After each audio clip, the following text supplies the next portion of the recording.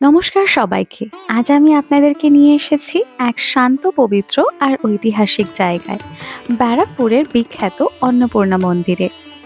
গঙ্গার ধারে অবস্থিত এই মন্দিরটা শুধু একটা দর্শনীয় জায়গাই নয়, এটা একটা আলাদা শান্তির অনুভূতি দেয়। এই মন্দিরের চত্বরে হাঁটতে হাঁটতে সত্যিই মনে হয় শহরের কোলাহল থেকে অনেক দূরে কোথাও চলে এসেছি। চারিদিকে সবুজ, গঙ্গার হাওয়া আর ভক্তদের শান্ত ভিড়, সব মিলিয়ে জায়গাটার ভাইব একদম আলাদা। ব্যারাকপুরের এই অন্নপূর্ণা মন্দিরটি তৈরি করেছিলেন জগদম্মা দেবী, যিনি ছিলেন রানী রাসমণির কনিষ্ঠা কন্যা।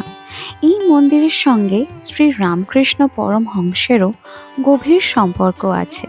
আর হ্যাঁ, মন্দির প্রতিষ্ঠার সময় শ্রী রামকৃষ্ণ পরমহংস নিজে পূজা পাঠের সঙ্গে যুক্ত ছিলেন। অন্নপূর্ণা মন্দিরটির ইতিহাস কিন্তু বেশ পুরনো। মন্দিরটি তৈরি হয়েছিল 19 শতকে, আর এই মন্দির দেখে অনেকেরই দক্ষিণেশ্বর মন্দিরের কথা মনে পড়ে, তাই এটাকে মিনি দক্ষিণেশ্বরও বলে থাকে অনেকে। মন্দির চত্বরে ঢুকলেই চোখে পড়বে একাধিক শিবলিঙ্গ। সবকটি শিবলিঙ্গের কিন্তু আলাদা আলাদা নাম আছে, যেমন কপিলেশ্বর, কেদারেশ্বর, কৈলাসেশ্বর। এবং আরেকটা ইম্পর্টেন্ট ইনফরমেশন দিতে চাইবো, এই মন্দির কিন্তু সকাল 6টা থেকে বেলা 1টা অবধি খোলা থাকে এবং বিকেল 4টে থেকে রাত্রি 8টা পর্যন্ত খোলা থাকে। যারা মন্দিরে ভোগ সংগ্রহ করতে চান তারা একটুখানি ভোগের প্রাইসগুলো এখানে দেওয়া আছে, দেখে নেবেন পজ করে, এবং কিছু নিয়মাবলী আছে সেটাও পড়ে নিতে পারেন। মা অন্নপূর্ণা মন্দিরে কিন্তু সন্ধে 6:30 থেকে সন্ধ্যা আরতি হয়। তো আপনারা যদি চান এই সন্ধ্যা আরতিটা কিন্তু আপনারা অবশ্যই দেখতে পারেন। এটা দেখতে কিন্তু ভীষণই ভালো লাগে আর মনটাকে কিন্তু একদম শান্ত করে দেয়। বন্ধুরা, এটা হচ্ছে সন্ধেবেলার অন্নপূর্ণা মন্দির। মানে দিনের বেলা যতটা সুন্দর লাগে, রাতের বেলা যখন আলো জ্বেলে ওঠে এটা কিন্তু আরও অনেক বেশি সুন্দর লাগে।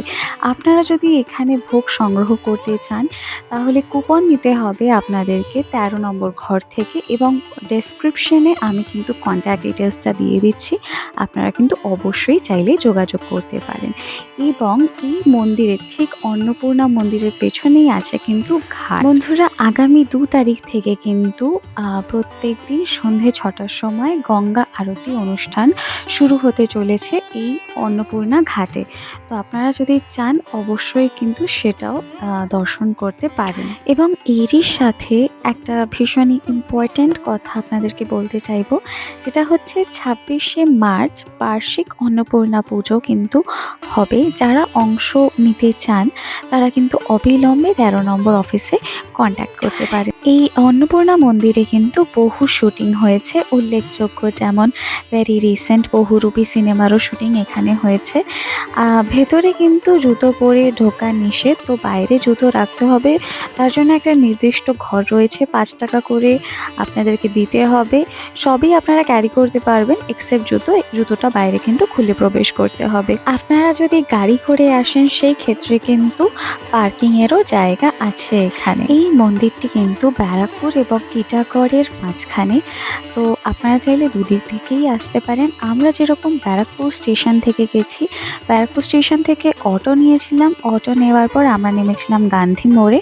এবার দেখুন রাস্তাটা দুদিকে ভাগ হয়ে যাচ্ছে, বাঁদিকের রাস্তাটা চলে যাচ্ছে অন্নপূর্ণা মন্দিরে এবং ডান দিকের রাস্তাটা যাচ্ছে কিন্তু গান্ধী ঘাটে। বন্ধুরা, এই মন্দিরে যাওয়ার সময়, অন্নপূর্ণা মন্দিরে যাওয়ার সময় কিন্তু বাঁদিকে জগন্নাথ টেম্পেলও পড়ে। আপনারা চাইলে হাতে যদি সময় থাকে অবশ্যই এখানেও কিন্তু একবার ভিজিট করতে পারেন।